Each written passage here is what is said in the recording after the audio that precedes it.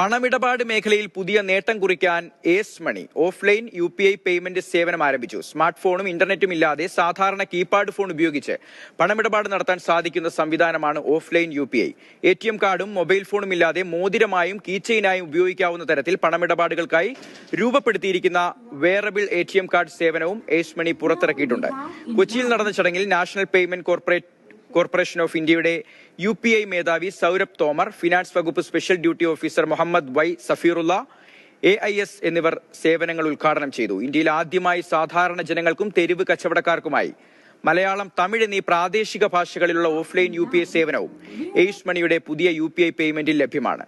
August മുതൽ wearable ATM card മാർക്കറ്റിൽ ലഭ്യമായിരിക്കുമെന്ന് ace മണി അധികൃതരും വ്യക്തമാക്കുന്നു.